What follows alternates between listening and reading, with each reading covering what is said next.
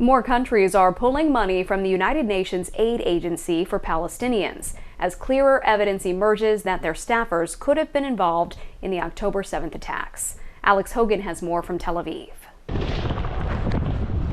Heavy fighting is still being reported in Gaza, and now an emerging controversy could mean even less aid for the civilians caught in the crossfire.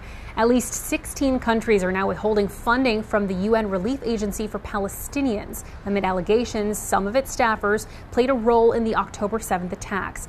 On Tuesday, Israel releasing more evidence claiming at least 10% of the 12,000 employees in the Gaza Strip are Hamas or Islamic Jihad operatives. There is an urgent and present threat that international taxpayer money is being hijacked by a terrorist organization.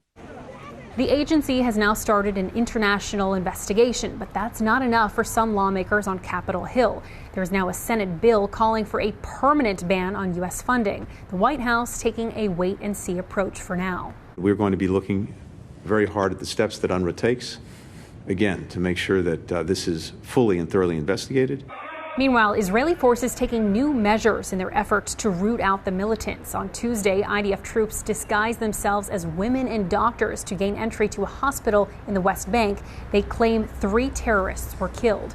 Prime Minister Benjamin Netanyahu rejecting criticism of that operation and calls for a ceasefire. We will not pull out the IDF from the Gaza Strip, and we will not release thousands of terrorists. None of this will happen. What will happen? Absolute victory. Hamas says it is considering the latest ceasefire proposal, but says it is a non-starter without the full withdrawal of Israeli forces from Gaza. In Tel Aviv, Israel, Alex Hogan, Fox News.